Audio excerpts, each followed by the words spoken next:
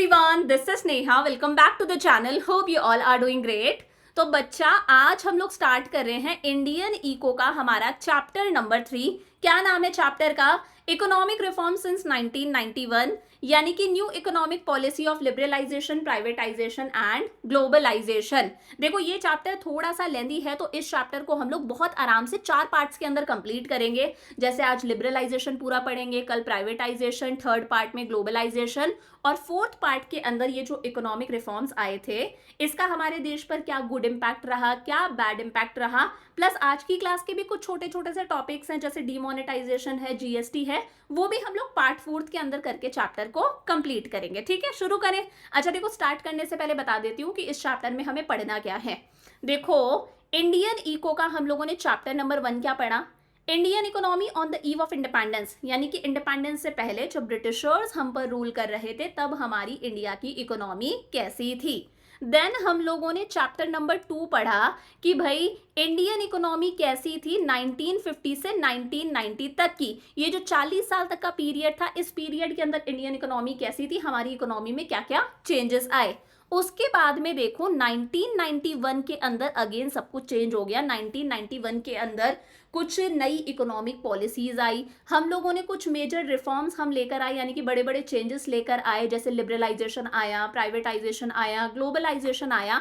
हम लोगों ने बहुत सारे चेंजेस करे हमारे देश के ग्रोथ और डेवलपमेंट के लिए, तो वो सारी चीजें हमें इस चैप्टर में पढ़नी है। प्लस 1991 में क्या हुआ और 1991 के बाद से हमारे देश के अंदर क्या क्या चेंजेस आए, ये सारी चीजें हमें इस चैप्टर में कवर करनी है। शुरू कर दें। तो देखो, चैप्टर की शुरुआत होती है need for new economic policy. हमें नई इकोनॉमिक पॉलिसीज की रिक्वायरमेंट ही क्यों फील हुई? सब कुछ तो सही चल रहा था, हमें ऐसा क्यों लगा कि हमें नई इकोनॉमिक पॉलिसीज बनानी चाहिए? तो देखो, इंडिपेंडेंस के बाद में ये जो 1950 से 1990 तक का पीरियड था, इसके बाद में भी हम लोगों ने कौन सी पॉलिसी अपनाई, हम लोगों ने कौन सी इकोनॉमी अपनाई? हम लोगों ने मिक्स्ड इकोनॉमी अपनाई। मिक्स्ड इकोनॉमी कौन सी इकोनॉमी है? जहां पर प्राइवेट सेक्टर भी होता है और पब्लिक सेक्टर भी होता है। प्राइवेट सेक्टर काम करता है प्रॉफिट मैक्सिमाइजेशन के लिए, और पब्लिक सेक्टर यानी कि गवर्नमेंट सेक्टर काम करता है सोशल वेलफेयर के लिए। तो हम लोगों ने मिक्स्ड इकोनॉमी अपनाई, और मेन रोल यानी कि लीडिंग रोल हम लोगों ने किसे दिया? पब्लिक सेक्टर को, सरकार को। और दूसरी तरफ प्राइवेट सेक्टर का रोल कैसा था? सेकेंडरी था, बाद का था। प्लस प्राइवेट सेक्टर पर बहुत ज्यादा कंट्रोल्स थे, बहुत ज्यादा रिस्ट्रिक्शंस थे, प्राइवेट सेक्टर पर कोटास थे। देखो कंट्रोल कैसे थे, याद करो, हम लोगों ने पिछले चैप्टर में पढ़ा था कि अगर प्राइवेट सेक्टर को कोई इंडस्ट्री खोलनी है तो प्राइवेट सेक्टर को क्या करना पड़ेगा? लाइसेंस लेना पड़ेगा।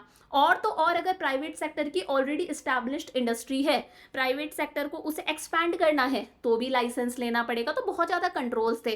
प्राइजेस पर सरकार का कंट्रोल था, कोटास फिक्स कर रखे थे, लिमिट सेट कर रखी थी कि हम किसी भी पर्टिकुलर कंट्री से इतना ही इंपोर्ट कर सकते हैं, हम इतनी ही इन्वेस्टमेंट कर सकते हैं। तो प्राइवेट सेक्टर पर बहुत ज्यादा कंट्रोल्स, रेस्ट्रिक्शंस और कोटास थे।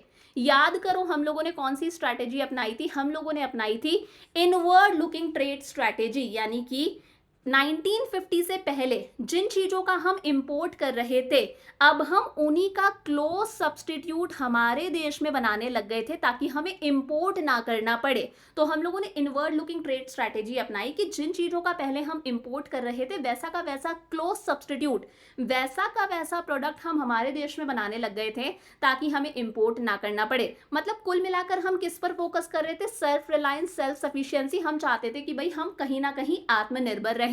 लेकिन देखो हुआ क्या, 1980s का जो एंड चल रहा था हमारा, मतलब ये समझ लो 1989 की मैं बात कर रही हूँ, 1990 की मैं बात कर रही हूँ। 1990 आते आते हम लोगों ने देखा कि यार जो जीडीपी की ग्रोथ रेट हम अचीव करना चाहते थे, कहीं ना कहीं हमारा जीडीपी गिरता जा रहा था, हम वो ग्रोथ अचीव नहीं कर पाए। प्लस हम लोगों ने देखा कि हम लोगों ने मेन रोल किसको दिया था? पब्लिक सेक्टर को दिया था, यानी कि गवर्नमेंट सेक्टर को। तो पब्लिक सेक्टर ने क्या कर ली थी? अपनी मोनोपोली हासिल कर ली थी मार्केट पर, कि सारा काम पब्लिक सेक्टर कर रहा था। ब्रेड भी पब्लिक सेक्टर बना रहा है, शूज भी पब्लिक सेक्टर बना रहा है, बटर भी पब्लिक सेक्टर बना रहा है। जो काम प्राइवेट सेक्टर कर सकता था वो भी काम कौन कर रहा था? पब्लिक सेक्टर कर रहा था।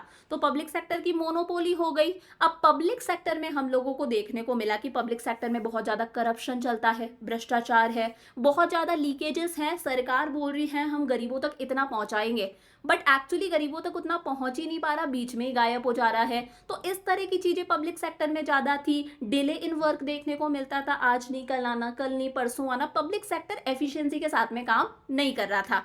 ऐसी हमारे देश की कंडीशन हो गई थी 1990 आते आते। और तो और 1990 के अंदर हमारा जीडीपी बहुत स्पीड से गिर रहा है, हमारे देश ने इकोनॉमिक क्राइसिस फेस करना स्टार्ट करा, फाइनेंशियल कंडीशन बहुत खराब हो गई थी। मतलब हर देश के पास में यूएस डॉलर का रिजर्व होता है। क्या होता है, जब हम एक्सपोर्ट करते हैं हमारे पास में यूएस डॉलर आता है, वहीं जब हम इंपोर्ट करते हैं तो पेमेंट भी यूएस डॉलर में होती है, यूएस डॉलर जाता है। हमारे यूएस डॉलर्स, हमारे देश के फॉरेक्स रिजर्व्स जो हैं वो श्रिंक होने लग गए थे। अब हमारे पास में इतना ही यूएस डॉलर बचा था कि हम अगले 2 वीक की असेंशियल चीजों का इंपोर्ट कर सकते थे। मतलब इतने कम हमारे यूएस डॉलर हो गए थे, सिर्फ इतना यूएस डॉलर बचा था कि अगले 2 वीक्स की हम असेंशियल चीजों का इंपोर्ट कर सकते थे। इस सिचुएशन के अंदर इंडिया किसके पास में जाता है, वर्ल्ड बैंक और आईएमएफ के पास में जाता है, इंटरनेशनल मॉनेटरी फंड। हम हमारे गोल्ड रिजर्व्स गिरवी रखवाते हैं और वर्ल्ड बैंक और आईएमएफ से हमें लोन मिलता है। कितने का लोन मिलता है, $7 बिलियन। याद रखना है कितने का लोन मिलता है हमें, $7 बिलियन का लोन मिलता है जब हम हमारे गोल्ड रिजर्व्स गिरवी रखवाते हैं। और इस टाइम पर पीवी नरसिम्हा राव की सरकार थी, ये प्राइम मिनिस्टर थे, finance minister doctor Manmohan Singh थे हमारे। तो उस टाइम पर हमें लोन तो मिल जाता है वर्ल्ड बैंक और आईएमएफ से, लेकिन वर्ल्ड बैंक और आईएमएफ हम पर कुछ कंडीशंस लगा देते हैं। क्या कंडीशंस लगाते हैं, पहले तो वो बोलते हैं कि भाई इंडियन इकोनॉमी को अपने दरवाजे खोलने पड़ेंगे। किसके लिए खोलने पड़ेंगे, फॉरेन इन्वेस्टर्स के लिए, कि दूसरे देश भी हमारे देश में पैसा इन्वेस्ट कर सकते हैं, हमारे देश में एमएनसीज वगैरह आ सकती हैं। हम लोगों ने जो इतने सारे क्वांटिटेटिव रेस्ट्रिक्शंस लगा रखे थे, अब हमें वो क्वांटिटेटिव रेस्ट्रिक्शंस हटाने पड़ेंगे। याद करो, हम लोगों ने इंपोर्ट्स पर कोटास फिक्स कर रखे थे। पिछले चैप्टर में मैंने आपको बताया था कि किसी भी पर्टिकुलर देश से हम इतना ही इंपोर्ट कर सकते हैं, इससे ज्यादा इंपोर्ट नहीं कर सकते। इस तरह के रेस्ट्रिक्शंस को हमें हटाना पड़ेगा। हमें लिबरलाइज होना पड़ेगा, यानी कि हमारे प्राइवेट सेक्टर पर जो इतने ज्यादा रेस्ट्रिक्शंस थे कि लाइसेंस लेना पड़ेगा, इंडस्ट्री को एक्सपैंड करना है, लाइसेंस लो, इंपोर्ट करना है परमिशन लो, एक्सपोर्ट करना है परमिशन लो, इस तरह के सारे रेस्ट्रिक्शंस को हटा के हमें इकोनॉमी को लिबरलाइज करना पड़ेगा। लिबरलाइज मतलब फ्री करना पड़ेगा।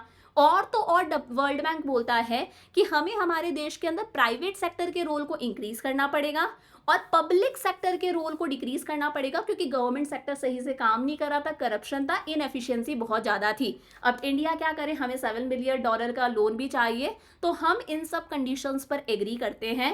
1991 के अंदर जुलाई के अंदर सब कुछ बदल जाता है। क्या आती है, न्यू इकोनॉमिक पॉलिसीज आती हैं हमारे देश के ग्रोथ और डेवलपमेंट के लिए। समझ में आ गया कि हमें रिक्वायरमेंट ही क्यों फील हुई नई इकोनॉमिक पॉलिसीज की। तो देखो, न्यू इकोनॉमिक पॉलिसीज क्या है, हमारे देश में इकोनॉमिक रिफॉर्म्स आए। जब भी देश के अंदर कुछ मेजर चेंजेस आते हैं जिसका इम्पैक्ट पूरी इकोनॉमी पर पड़ता है, पूरे देश पर पड़ता है, उन मेजर चेंजेस को बोला जाता है इकोनॉमिक रिफॉर्म्स।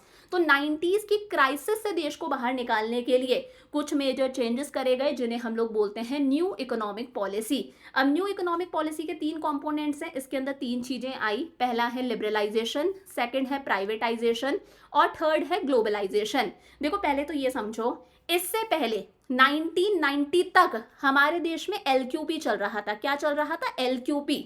इसका मतलब है, एल का मतलब है लाइसेंसिंग, कि अगर प्राइवेट सेक्टर को कोई इंडस्ट्री खोलनी है, लाइसेंस लेना पड़ेगा। ऑलरेडी एस्टैब्लिश्ड इंडस्ट्री है, उसको एक्सपेंड करना है, लाइसेंस लेना पड़ेगा। अगर कैपिटल गुड्स को इंपोर्ट करना है, मशीनरी वगैरह को इंपोर्ट करना है, परमिशन लेनी पड़ेगी, लाइसेंस लेना पड़ेगा।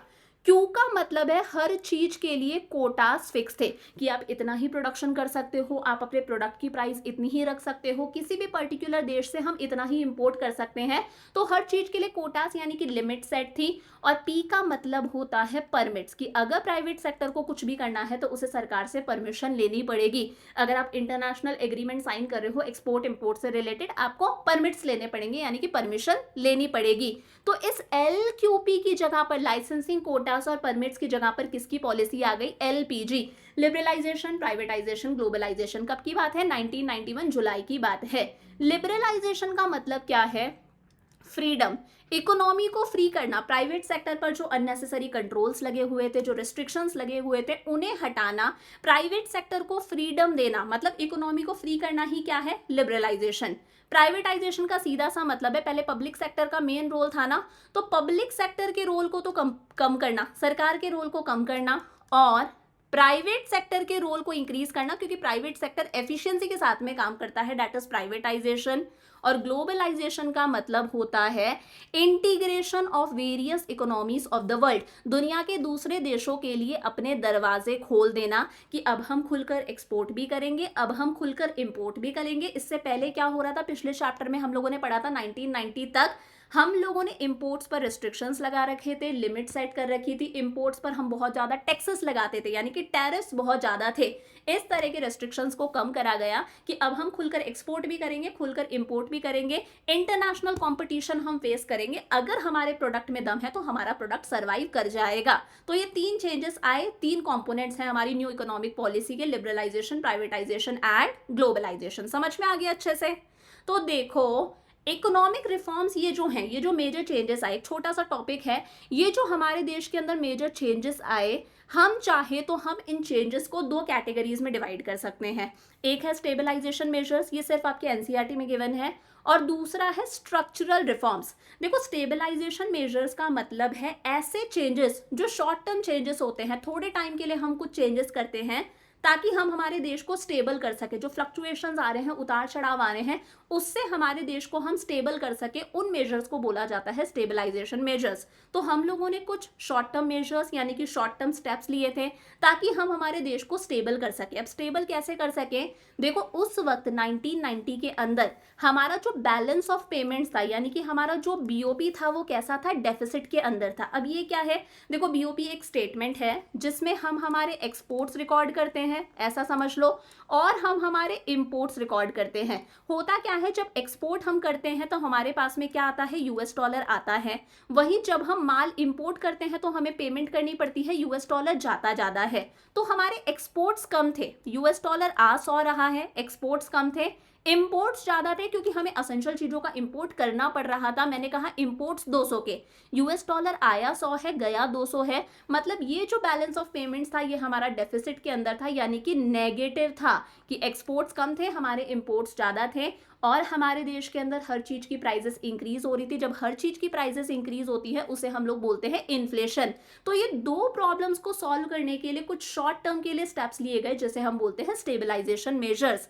और स्ट्रक्चरल रिफॉर्म्स का मतलब है कुछ लॉन्ग टर्म मेजर्स लिए गए, कुछ लंबे समय के लिए स्टेप्स लिए गए, जिसका मकसद था हमारे देश के स्ट्रक्चर को बदल देना, हमारे देश के नक्शे को ही बदल देना, जिसका मकसद था एक तो हमारी कॉम्पिटिटिव स्ट्रेंथ इंक्रीज हो, यानी कि हमारे प्रोडक्ट की क्वालिटी इंप्रूव हो, कि हमारा प्रोडक्ट जब हम एक्सपोर्ट कर रहे हैं तो हमारा प्रोडक्ट इंटरनेशनल मार्केट में सर्वाइव कर जाए, हमारी एफिशिएंसी इंक्रीज हो। हमारे देश में जो अननेसेसरी रिजिडिटीज थी कि ऐसे ही करना है, प्राइवेट सेक्टर को लाइसेंस लेना ही पड़ेगा, हम ये चीज इंपोर्ट नहीं कर सकते, इस तरह की रिजिडिटीज को हटाना, मतलब लॉन्ग टर्म के लिए हमारी कॉम्पिटिटिवनेस इंक्रीज हो, हमारे देश का ढांचा स्ट्रक्चर ही बदल जाए, उन लॉन्ग टर्म मेजर्स को बोला गया स्ट्रक्चरल रिफॉर्म। समझ में आ गया? तो 3 चीजें हमें इस पूरे चैप्टर में पढ़नी है, लिबरलाइजेशन, प्राइवेटाइजेशन, ग्लोबलाइजेशन। नंबर 1 हमारे पास में आता है लिबरलाइजेशन।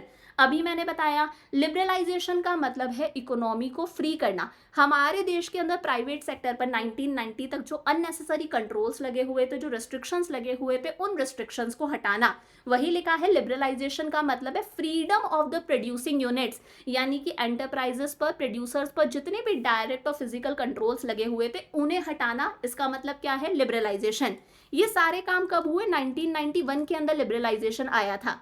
देखो हालांकि 1980s का जो पीरियड था ना, यानी कि 1981, 82, 85, 1980s का जो पीरियड था उसमें भी हमें समझ में आने लग गया था कि अब धीरे धीरे देश की जो कंडीशन है वो खराब होती जा रही है। तो हम लोगों ने लिबरलाइज करने के लिए कुछ स्टेप्स लेना स्टार्ट कर दिया। अच्छा, जैसे इंडस्ट्रियल लाइसेंसिंग को हम लोगों ने थोड़ा सा कम करा था कि चलो भाई बिना लाइसेंस के भी इंडस्ट्री खोल सकते हो। एक्सपोर्ट इंपोर्ट की पॉलिसी को थोड़ा सा लिबरल करा था कि चलो भाई इंपोर्ट कर लेते हैं, एक्सपोर्ट कर लेते हैं। टेक्नोलॉजी को अपग्रेड करने पर हम फोकस करने लग गए थे। सरकार के रिसीट्स, सरकार की कमाई और सरकार के जो खर्चे होते हैं उस पॉलिसी को बोला जाता है फिस्कल पॉलिसी। इसके अंदर भी हम लोगों ने थोड़े से चेंजेस करे थे कि सरकार की रिसीट्स का सबसे बड़ा सोर्स है टैक्स, जो हम टैक्स देते हैं वो सरकार की रिसीट्स का सबसे बड़ा सोर्स है। तो थोड़ा बहुत सरकार ने टैक्सेस वगैरह कम करे थे। थोड़े बहुत चेंजेस 90s 80s में आने लग गए थे, लेकिन जो मेन चेंजेस आए वो कब आए, 1991 से आए, जब लिबरलाइजेशन की पॉलिसी आई। तो देखो 1991 से पहले हमारी सरकार ने हमारे प्राइवेट एंटरप्राइजेस पर बहुत ज़्यादा रिस्ट्रिक्शंस लगा रखे थे। पहला है इंडस्ट्रियल लाइसेंसिंग सिस्टम। अभी मैंने आपको बताया कि प्राइवेट सेक्टर को इंडस्ट्री खोलनी है तो लाइसेंस लेना पड़ेगा, और तो और अगर ऑलरेडी एस्टैब्लिश्ड इंडस्ट्री है उसको एक्सपैंड भी करना है तो भी लाइसेंस लेना पड़ेगा। इंपोर्ट लाइसेंस, अगर आपको कोई चीज इंपोर्ट करनी है लाइसेंस लेना पड़ेगा। प्राइजेस पर सरकार का कंट्रोल था और इन्वेस्टमेंट पर भी रिस्ट्रिक्शन थी कि आप इतना ही इन्वेस्ट कर सकते हो, दूसरे देश हमारे देश में इतना ही इन्वेस्टमेंट कर सकते हैं। लेकिन कहीं ना कहीं इन्हीं कंट्रोल्स की वजह से हम लोगों ने रियलाइज करा कि हमारी इकोनॉमी में कुछ शॉर्टकमिंग्स यानी कि कुछ कमियां रह गई। इनकी वजह से पब्लिक सेक्टर की मोनोपोली हो गई, पब्लिक सेक्टर में करप्शन देखा जाता था, पब्लिक सेक्टर में डिले इन वर्क देखा जाता था, पब्लिक सेक्टर एफिशिएंसी के साथ में काम नहीं कर रहा था। बहुत सारे पब्लिक सेक्टर अंडरटेकिंग्स ऐसे थे जो डे बाय डे लॉसेस के अंदर जा रहे थे। तो हम लोगों ने देखा 1990 आते आते कि हमारे देश का जो जीडीपी था वो बहुत ही स्पीड से गिरने लग गया। तो कहीं ना कहीं 1991 के अंदर न्यू इकोनॉमिक पॉलिसी के अंदर हम लिबरलाइजेशन लेकर आते हैं। और लिबरलाइजेशन का मतलब क्या है? इकोनॉमी में अननेसेसरी जो कंट्रोल्स और रेस्ट्रिक्शंस है उन्हें हटाना। और हम लोगों ने माना कि यार अब हमारे देश का जो ग्रोथ और डेवलपमेंट है वो हमने किसके भरोसे छोड़ दिया?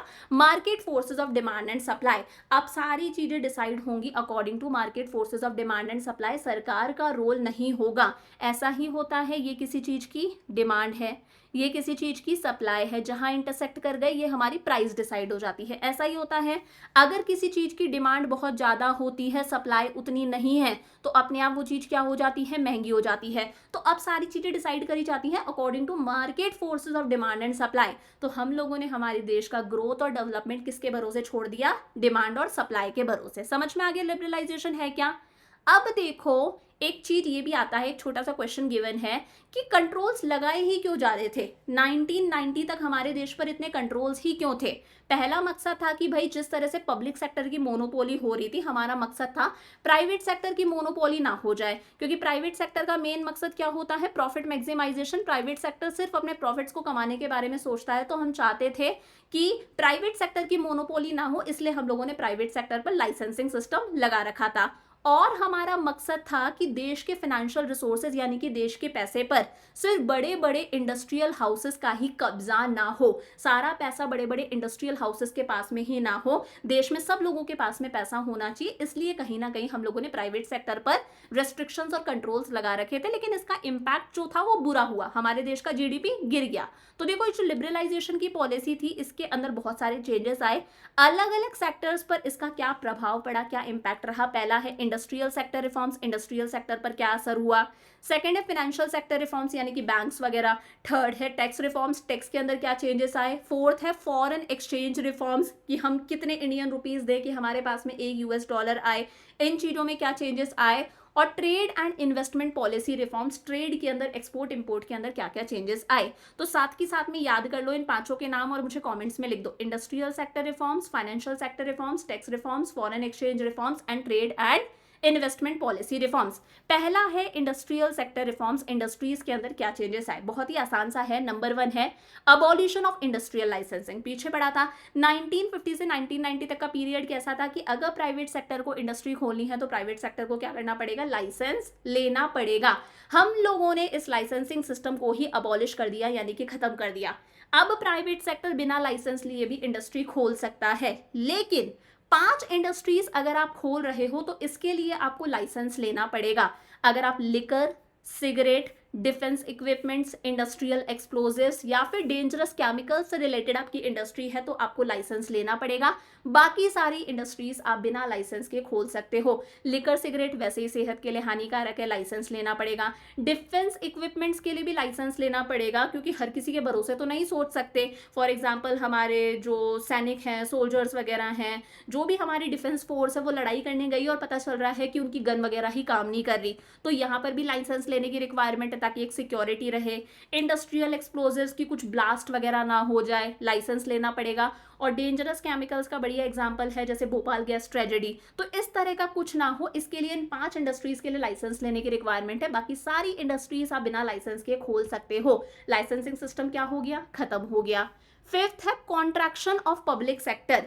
पब्लिक सेक्टर के रोल को कम करा गया। देखो पहले क्या था, 17 इंडस्ट्रीज ऐसी थी जो रिजर्व थी एक्सक्लूसिवली पब्लिक सेक्टर के लिए, कि ये 17 इंडस्ट्रीज तो सिर्फ पब्लिक सेक्टर ही खोल सकता है, ये इंडस्ट्रीज प्राइवेट सेक्टर खोल ही नहीं सकता। इस रिजर्वेशन को कम करा गया 1991 के अंदर, इसे 17 से कम करके 8 कर दिया कि अब सिर्फ 8 इंडस्ट्रीज ही ऐसी थी जो पब्लिक सेक्टर के लिए रिजर्व थी, सरकार के लिए रिजर्व थी, बाकी सारी इंडस्ट्रीज हमारा प्राइवेट सेक्टर भी खोल सकता था। और बाद में 2010-11 के अंदर इस नंबर को और कम कर दिया, 8 से ये नंबर 3 हो गया। अब सिर्फ 3 इंडस्ट्रीज ही ऐसी हैं जो पब्लिक सेक्टर के लिए रिजर्व हैं, बाकी सारी इंडस्ट्रीज हमारा प्राइवेट सेक्टर भी खोल सकता है। और ये 3 कौन कौन सी हैं? एक है एटॉमिक एनर्जी, एक है रेलवेज और एक है डिफेंस। याद हो गए दो कि लाइसेंसिंग सिस्टम को क्या करा गया? अबॉलिश करा गया। बस 5 इंडस्ट्रीज के लिए लाइसेंसेस की रिक्वायरमेंट है, 2 तो याद रहेंगे, लिकर और सिगरेट। थर्ड है डिफेंस इक्विपमेंट्स, फोर्थ है इंडस्ट्रियल एक्सप्लोजिव्स और लास्ट है हमारा हार्मफुल या फिर डेंजरस केमिकल्स। पब्लिक सेक्टर के रोल को कॉन्ट्रैक्ट यानी कि कम करा, पहले 17 इंडस्ट्रीज रिजर्व थी, उन्हें कम करके कितना कर दिया? जुलाई 1991 में 8, और बाद में 2010-11 के अंदर ये नंबर और कम हो गया, सिर्फ 3 इंडस्ट्रीज पब्लिक सेक्टर के लिए रिजर्व है, एटॉमिक एनर्जी, रेलवेज और डिफेंस, बाकी सारी इंडस्ट्रीज प्राइवेट सेक्टर भी खोल सकता है।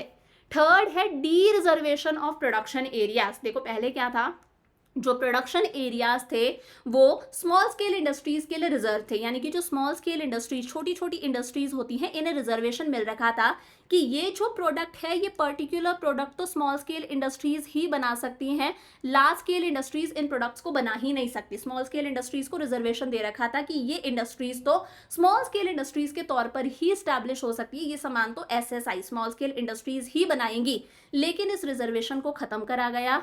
अब मार्केट फोर्सेस ऑफ डिमांड और सप्लाई के अकॉर्डिंग रिसोर्सेज का एलोकेशन यानी कि रिसोर्सेज को स्पेंड करा जाता है। अगर स्मॉल स्केल इंडस्ट्रीज में दम है तो वो अपना प्रोडक्ट बना के बेच सकती हैं, कोई रिजर्वेशन वगैरह नहीं है। मार्केट में सर्वाइवल ऑफ द फिटेस्ट है, अगर आप फिटेस्ट हो, अगर आप फिट हो, बढ़िया आपका प्रोडक्ट है तो आप सर्वाइव कर जाओगे, अदरवाइज सर्वाइव नहीं करोगे। तो रिजर्वेशन को खत्म करा गया। एक्सपेंशन ऑफ प्रोडक्शन कैपेसिटी, हमारी प्रोडक्शन कैपेसिटी एक्सपैंड हुई। देखो प्रोडक्शन कैपेसिटी जो है वो पहले लाइसेंसिंग सिस्टम से लिंक थी कि अगर आपको प्रोडक्शन करना है, आपको कोई एंटरप्राइज खोलना है तो लाइसेंस लेना पड़ेगा, लाइसेंस इजीली मिलता नहीं था, तो प्रोडक्शन भी देश के अंदर कम होता था। अब लाइसेंसिंग सिस्टम हट गया तो देश के अंदर बहुत सारी इंडस्ट्रीज खुलने लगी, हमारे देश का प्रोडक्शन इंक्रीज हुआ। पहले ऐसा भी था कि अगर आपको इंडस्ट्री को एक्सपैंड करना है, अपने बिजनेस को बढ़ाना है, ज्यादा प्रोडक्शन करना है तो अगेन लाइसेंस लेना पड़ेगा। अब ये लाइसेंसिंग सिस्टम हट गया तो ऑब्वियसली बात है हमारे देश में प्रोडक्शन इंक्रीज होने लगा। अब प्राइवेट प्रोड्यूसर्स खुद डिसाइड कर सकते हैं कि उन्हें क्या बनाना है, कितनी क्वांटिटी में बनाना है, सारी चीजें डिसाइड करी जाती हैं according to market forces of demand and supply, कि जिस चीज की डिमांड ज्यादा है प्रोड्यूसर वो चीज बना के बेचता है। और लास्ट है freedom to import capital goods. पहले ऐसा था कि अगर आप किसी दूसरे देश से कैपिटल गुड्स इंपोर्ट कर रहे हो, कैपिटल गुड्स का मतलब है अगर आप कोई मशीन वगैरह इंपोर्ट कर रहे हो, टेक्नोलॉजी अगर आप इंपोर्ट कर रहे हो तो आपको सरकार से परमिशन लेनी पड़ती थी, लेकिन इसे भी हटाया गया। अब अगर आप कोई इंटरनेशनल एग्रीमेंट साइन कर रहे हो टेक्नोलॉजी इंपोर्ट, मशीनरी इंपोर्ट से रिलेटेड, तो आपको गवर्नमेंट से परमिशन लेने की रिक्वायरमेंट नहीं है। तो ये 5 चेंजेस आए हमारे इंडस्ट्रियल सेक्टर रिफॉर्म्स के अंदर। अगला आता है हमारे पास में financial sector reforms. Financial sector reforms में बैंकिंग सेक्टर आ जाता है, जैसे हमारे कमर्शियल बैंक्स हो गए, एसबीआई, पीएनबी वगैरह, और नॉन बैंकिंग फाइनेंशियल इंस्टीट्यूशंस भी आते हैं। नॉन बैंकिंग फाइनेंशियल इंस्टीट्यूशंस में जैसे हमारा एलआईसी हो गया या फिर हमारा पोस्ट ऑफिस वगैरह हो गया, ये नॉन बैंकिंग फाइनेंशियल इंस्टीट्यूशंस है। इसमें हमारा स्टॉक एक्सचेंज मार्केट आ जाता है, यानी कि हमारा शेयर मार्केट आ जाता है, और इसी में हमारा फॉरेन एक्सचेंज मार्केट भी आ जाता है कि अगर हमें $1 लेना है तो आज की डेट में हमें 83 इंडियन रुपीस देने पड़ते हैं। ये सारा काम किस में आता है? Financial sector reforms. इसमें जो मेजर चेंजेस थे वो क्या हुआ? बैंकिंग सेक्टर में मेजर चेंजेस आए। पहले आरबीआई का रोल किसका था? रेगुलेटर का। आरबीआई का रोल रेगुलेटर से शिफ्ट होके क्या बन गया? आरबीआई फैसिलिटेटर बन गया। देखो फाइनेंशियल सेक्टर को कंट्रोल कौन करता है? फाइनेंशियल सेक्टर का पापा कौन है? फाइनेंशियल सेक्टर का पापा है RBI, reserve bank of India, हमारा सेंट्रल बैंक। पहले आरबीआई का रोल था रेगुलेटर का, अब आरबीआई रेगुलेटर से क्या बन चुका है? फैसिलिटेटर बन चुका है। मतलब एज ए रेगुलेटर आरबीआई सारे के सारे कमर्शियल बैंक्स को रेगुलेट करता था, कंट्रोल करता था। जितनी भी इंटरेस्ट रेट्स वगैरह होती थी, बैंक रेट है, रेपो रेट वगैरह है, सारी रेट्स कौन डिसाइड करता था? खुद आरबीआई डिसाइड करता था। मतलब रेगुलेटर था, कंट्रोल करता था। अब आरबीआई रेगुलेटर नहीं है, अब आरबीआई लिबरलाइजेशन के बाद में फैसिलिटेटर बन गया। उल्टा वो कमर्शियल बैंक्स को फैसिलिटेट, हेल्प करता है कमर्शियल बैंक्स के ग्रोथ और डेवलपमेंट में। और आज इंटरेस्ट रेट्स वगैरह खुद आरबीआई डिसाइड नहीं करता, ये सारी चीजें डिसाइड करी जाती हैं according to market forces of demand and supply. For example मैं कहती हूँ होम लोन की बहुत ज्यादा रिक्वायरमेंट है, घर बनाने के लिए जो लोन होता है इसकी बहुत ज्यादा डिमांड है, तो अपने आप होम लोन की जो इंटरेस्ट रेट है वो इंक्रीज हो जाएगी। मान लो 12% है इंटरेस्ट रेट होम लोन के लिए, वो इंक्रीज होकर 15% हो जाएगी। तो सारी चीजें डिमांड और सप्लाई के अकॉर्डिंग डिसाइड होती हैं। तो पहले आरबीआई क्या था, रेगुलेटर, खुद कमर्शियल बैंक्स को रेगुलेट कंट्रोल करा करता था। अब आरबीआई रेगुलेटर नहीं है, फैसिलिटेटर है, वो सिर्फ कमर्शियल बैंक्स को हेल्प करता है। इंटरेस्ट रेट्स वगैरह खुद डिसाइड होती हैं अकॉर्डिंग टू मार्केट फोर्सेस। अब जब से आरबीआई फैसिलिटेटर बन चुका है, सारी चीजें मार्केट फोर्सेस के अकॉर्डिंग डिसाइड होती है। हमारे देश में बहुत सारे प्राइवेट बैंक्स खुलने लगे हैं, बहुत सारे डोमेस्टिक बैंक्स तो खुले ही हैं, हमारे देश में इंटरनेशनल बैंक्स भी आ गए। और तो और एफआईआई इंक्रीज होके हमारा 74% हो गया। इस बात का मतलब है फॉरेन इंस्टीट्यूशनल इन्वेस्टमेंट, यानी कि जो बाहर के इंस्टीट्यूशंस है, फॉरेन के जो कंपनीज वगैरह हैं, वो हमारे देश के फाइनेंशियल मार्केट के अंदर 74% तक इक्विटी ले सकते हैं। यानी कि ये हमारे फाइनेंशियल मार्केट है, किसी की भी हम बात कर रहे हैं, इसका 74% तक शेयर तक फॉरेन इंस्टीट्यूशनल इन्वेस्टर्स यानी कि बाहर की कंपनीज खरीद सकती है, इतना तक पैसा वो लगा सकती हैं। और तो और कुछ बैंक्स जो सर्टेन कंडीशंस, आरबीआई की कुछ गाइडलाइंस को फॉलो करते हैं, सारी बातें मानते हैं, वो अपनी नई ब्रांचेस भी सेटअप कर सकते हैं बिना आरबीआई के अप्रूवल के। तो ये सारे चेंजेस आए हमारे फाइनेंशियल सेक्टर के अंदर। अब देखो फाइनेंशियल सेक्टर के अंदर एक जो बहुत बड़ा चेंज आया वो आपको याद है, नोटबंदी हुई थी, डीमोनेटाइजेशन। तो ये जो डीमोनेटाइजेशन वाला टॉपिक है ये हम हमारे 4th पार्ट के अंदर डिस्कस करेंगे, जब हम सारी की सारी इन पॉलिसीज के गेन्स और लॉसेस वगैरह, good impact bad impact discuss करेंगे, तब ये छोटे छोटे से टॉपिक्स कवर करेंगे। 3rd सेक्टर है हमारा टैक्स रिफॉर्म्स। देखो हमें पता है सरकार की फिस्कल पॉलिसी होती है, सरकार की एक तो रिसीट्स होती हैं यानी कि सरकार की कमाई होती है, और फिर सरकार रिसीट से क्या करती है, खर्चा करती है यानी कि एक्सपेंडिचर करती है। तो गवर्नमेंट की रिसीट्स और गवर्नमेंट की एक्सपेंडिचर से रिलेटेड पॉलिसी को हम लोग क्या बोलते हैं, फिस्कल पॉलिसी। क्या कहते हैं, फिस्कल पॉलिसी। अब सरकार की रिसीट्स का सबसे बड़ा सोर्स है, जो हम टैक्सेस पे करते हैं वो सरकार की रिसीट्स का सबसे बड़ा सोर्स है। तो फिस्कल पॉलिसी का मतलब है सरकार के रेवेन्यू यानी कि सरकार की रिसीट्स और एक्सपेंडिचर से रिलेटेड पॉलिसी, और टैक्स इसका मेन कॉम्पोनेंट है, सरकार की इनकम का सबसे बड़ा सोर्स है। 2 तरह के टैक्सेस होते हैं, एक होता है डायरेक्ट टैक्स, एक होता है इनडायरेक्ट टैक्स। बहुत ही सिंपल सा है, मैंने कहा इनकम टैक्स, मेरी इनकम पर मैंने टैक्स दिया है, ठीक है, मेरी इनकम पर मैंने टैक्स दिया है, मैं कौन हूँ, टैक्स की पेयर हूँ। अब मैं इस बर्डन को किसी और पर शिफ्ट नहीं कर सकती, मेरी इनकम पर मैंने टैक्स पे करा है, पेयर भी मैं हूँ और बियरर भी मैं हूँ, यानी कि उसका बर्डन भी मुझ पर ही आया है, मैं इस बर्डन को किसी और पर शिफ्ट नहीं कर सकती। इस तरह के टैक्सेस को हम बोलते हैं डायरेक्ट टैक्स। वो टैक्स जिसका बर्डन हम किसी और पर शिफ्ट नहीं कर सकते, जो हम इनकम टैक्स देते हैं, वेल्थ टैक्स देते हैं, कंपनीज जो कॉर्पोरेशन टैक्स देती हैं, इसका बर्डन किसी और पर शिफ्ट नहीं करा जा सकता। वहीं इनडायरेक्ट टैक्स वो टैक्स है आप पे कर रहे हो, बेशक आप पे कर रहे हो, लेकिन आप अपने टैक्स का बर्डन किसी और पर शिफ्ट कर दोगे, उस टैक्स की वसूली आप किसी और से कर लोगे। For example GST, goods and services tax. कोई चीज 100 रुपए की है और इस चीज पर टैक्स बनता है 10 रुपए, तो शॉपकीपर ने 10 रुपए टैक्सेस दिए हैं सरकार को, तो वो जो शॉपकीपर है वो टैक्स पेयर है, उसने 10 रुपए सरकार को दे दिए, लेकिन शॉपकीपर वो चीज हमें 100 की नहीं बेचेगा, वो हमें 110 की बेचेगा। यानी कि उसने सरकार को 10 रुपए पे करे, वो टैक्स पेयर है, लेकिन उसने इस टैक्स का बर्डन हम पर शिफ्ट कर लिया, इस टैक्स की वसूली हमसे कर ली, दैट इज इनडायरेक्ट टैक्स। तो इनडायरेक्ट टैक्स वो है जिसका बर्डन हम दूसरों पर शिफ्ट कर सकते हैं, जैसे जीएसटी। समझ में आ गया। अब टैक्स स्ट्रक्चर के अंदर भी बहुत ज्यादा चेंजेस आए हैं। लिबरलाइजेशन से पहले 1991 से पहले टैक्स स्ट्रक्चर हमारा बहुत ज्यादा कॉम्प्लेक्स था, जटिल था, यानी कि समझना बहुत मुश्किल था। टैक्स की रेट्स बहुत हाई थी, और जब टैक्स की रेट्स बहुत ज्यादा होती है तो टैक्स इवेजन होता है, यानी कि टैक्स की चोरी होती है। अगर आपको बहुत ज्यादा टैक्स पे करना पड़ेगा तो आप कहीं ना कहीं अपनी इनकम को डिक्लेयर ही नहीं करोगे, आप टैक्स की चोरी करोगे। तो टैक्स का बर्डन बहुत ज्यादा था, लोग टैक्स इवेजन करते थे, टैक्स देने से बचते थे। लेकिन लिबरलाइजेशन के बाद में हमारा टैक्स स्ट्रक्चर काफी सिंप्लीफाई यानी कि सिंपल हो चुका है, इजी टू अंडरस्टैंड हो चुका है, प्लस अब सारी की सारी चीजें डिजिटल हो चुकी है, सारा काम ऑनलाइन हो चुका है। और तो और इनकम टैक्स ले लो, कॉर्पोरेट टैक्स ले लो, इनकी रेट्स भी काफी हद तक कम हुई हैं, तो अब हमें कम टैक्स पे करना पड़ता है, तो हम टैक्स को चोरी नहीं करते, अपनी इनकम को डिक्लेयर करते हैं और टैक्स पे करते हैं। इनडायरेक्ट टैक्सेस के अंदर भी बहुत सारे चेंजेस आए, जैसे 2016 के अंदर goods and services tax act आया। ये टैक्स हमारा क्या है, जितने भी इनडायरेक्ट टैक्सेस थे उन सबको सम अप करके एक सिंगल टैक्स बना दिया गया है जिसका नाम है goods and services tax GST. कब आया? Goods and services tax act 2016 और ये लागू हुआ हमारा जुलाई 2017 से। क्या है? सारे के सारे इनडायरेक्ट टैक्सेस को सम अप करके एक टैक्स बना दिया, that is goods and services tax. तो ये सबसे बड़ा चेंज है हमारे टैक्स रिफॉर्म्स के अंदर। ये भी हमें पढ़ना है जीएसटी, लेकिन ये भी हम हमारी लास्ट क्लास के अंदर डिस्कस करेंगे। अभी हम सिर्फ लिबरलाइजेशन कंप्लीट कर रहे हैं। फिर फोर्थ सेक्टर आता है हमारा foreign exchange reforms. Foreign exchange reforms का सिंपल सा मतलब है कि मान लो हमें $1 लेना है। अब $1 किसके बराबर है? हमारे यहाँ के 83 रुपीज के बराबर है आज की डेट में। ये कहीं ना कहीं ये क्या है? फॉरेन एक्सचेंज रेट है। क्या है? Foreign exchange rate. इसके अंदर भी चेंजेस आए। हमें पता है उस टाइम पर 1990 के अंदर हमारा बीओपी क्राइसिस के अंदर था, बैलेंस ऑफ पेमेंट्स क्राइसिस में था, मतलब नेगेटिव था कि हमारे एक्सपोर्ट्स कम थे। हम एक्सपोर्ट कर रहे हैं 100 का, वहीं असेंशियल चीज़ों का तो इंपोर्ट करना पड़ता है। हम इंपोर्ट कर रहे थे 200 का। $1 आ 100 रहा है लेकिन जा 200 रहा है, मतलब बीओपी हमारा क्राइसिस के अंदर था। इसे सॉल्व करने के लिए हमने सबसे बढ़िया चीज करी, डेट इज डीवैल्यूएशन। खुद की करेंसी की वैल्यू को गिरा देना, इंडियन रूपी की वैल्यू को गिरा देना ही क्या है? डीवैल्यूएशन। ये सबसे पहली चीज करी थी हम लोगों ने 1991 के अंदर, डीवैल्यूएशन। इसका मतलब है $1 मान लो उस टाइम पर $1, अभी तो 83 का है, तब $1 मान लो 40 रुपीज का था, मान लो, ठीक है।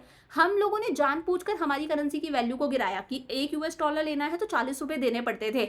हम लोगों ने इसे कर दिया कि $1 लेना है तो चलो अब हमें 55 रुपीज देने पड़ेंगे। हमने हमारी करेंसी की वैल्यू को गिराया कि पहले $1 हमें 40 में मिल जाता था, वही $1 पाने के लिए हमें 55 रुपीज देने पड़ते हैं। तो ये तो हम लोगों ने क्या कर दिया? हमारी करेंसी की वैल्यू को गिरा दिया। लेकिन इसका इम्पैक्ट क्या हुआ? ये जो यूएस वाला बंदा है इसकी नजर से सोच के देखो, ये देखिएगा पहले $1 में इंडिया से 40 रुपीज का सामान मिल जाता था, अब वही $1 में इंडिया से 55 रुपीज तक का सामान मिल जाता है। तो इसकी तो बल्ले बल्ले हो गई। पहले $1 में वो हमसे 40 रुपए का सामान खरीद सकता था, अब $1 में इंडिया से 55 का सामान खरीद सकता है। तो वो हमसे सामान खरीदेगा, मतलब हमारे जो एक्सपोर्ट्स कम थे वो एक्सपोर्ट्स इंक्रीज होने लगेंगे। तो ये जो बीओपी क्राइसिस के अंदर था, नेगेटिव था, ये सही हो जाएगा, हमारे एक्सपोर्ट्स इंक्रीज हो जाएंगे। तो वही डीवैल्यूएशन का मतलब है जानबूझ के अपनी करेंसी की वैल्यू को गिराना। क्या? जानबूझकर अपनी करेंसी की वैल्यू को गिराना। इसकी वजह से क्या होगा? इसका मतलब है वो जो $1 है उसमें इंडिया से वो ज्यादा सामान खरीद सकता है। पहले $1 में 40 तक का खरीद सकता था, 50 रुपए तक का सामान खरीद सकता है। तो इससे हमारे एक्सपोर्ट्स तो इंक्रीज हुए और हमारे इंपोर्ट्स डिक्रीज हो गए, क्योंकि हमारे लिए $1 महंगा हो गया। तो इस तरह से हम लोगों ने जो बीओपी हमारा क्राइसिस में था उसे मैनेज करा। और इसी के साथ में 1991 से हम लोगों ने फ्लोट एक्सचेंज रेट सिस्टम को अच्छे से अपना लिया। फ्लोट एक्सचेंज रेट सिस्टम का मतलब है कितने इंडियन रुपीज दें कि $1 आए। अब ये चीज सरकार डिसाइड नहीं करती, ये चीज डिसाइड होती है according to market forces of demand and supply. मैंने कहा ये $1 की डिमांड है और ये $1 की सप्लाई है, जहां पर इंटरसेक्ट कर गए ये रेट डिसाइड हो गई कि अगर हमें $1 चाहिए तो कितने इंडियन रुपीस देने पड़ेंगे। मान लो $1 की डिमांड ज़्यादा है, $1 की डिमांड मार्केट में बढ़ गई। अगर कोई भी चीज़ इंक्रीज होती है तो इको में कर्व राइट साइड में शिफ्ट कर जाता है, डिमांड वाला कर्व ये हो गया वाइट वाला। अब डिमांड और सप्लाई कहाँ इंटरसेक्ट कर रहे हैं? यहाँ पर। तो देखो $1 की रेट बढ़ गई। जो $1 मान लो पहले 83 में मिल रहा था, आज वही $1 हमें 90 में मिलेगा। तो हम लोगों ने फ्लोट एक्सचेंज रेट सिस्टम अपनाया कि कितने इंडियन रुपीस दें कि $1 आए। अब ये चीज कैसे डिसाइड होती है? According to free play of market forces of demand and supply. और लास्ट हमारा सेक्टर आता है trade and investment policy reforms. इसमें हमारा मेन मकसद क्या था, फोकस क्या था? Increasing international competitiveness. एक तो हमारी इंटरनेशनल कॉम्पिटिटिवनेस इंक्रीज हो, हमारे प्रोडक्ट की क्वालिटी इंप्रूव हो, हम हमारा प्रोडक्ट एक्सपोर्ट करें और हमारा प्रोडक्ट इंटरनेशनल मार्केट में कॉम्पीट करे, सर्वाइव कर जाए, हमारी कॉम्पिटिटिवनेस इंक्रीज हो। एनकरेजिंग फॉरेन इन्वेस्टमेंट, दूसरे देश हमारे देश में पैसा इन्वेस्ट करें, हमारे यहाँ पर मल्टीनेशनल कंपनीज आए, दूसरे देश हमारे देश के शेयर्स बॉन्ड्स वगैरह में पैसा लगाएं तो हमारे यहाँ पे फॉरेन इन्वेस्टमेंट आए और हमारे देश के अंदर फॉरेन टेक्नोलॉजी आए ताकि हम प्रोडक्शन इंक्रीज कर सके, हमारी प्रोडक्शन कैपेसिटी इंक्रीज हो।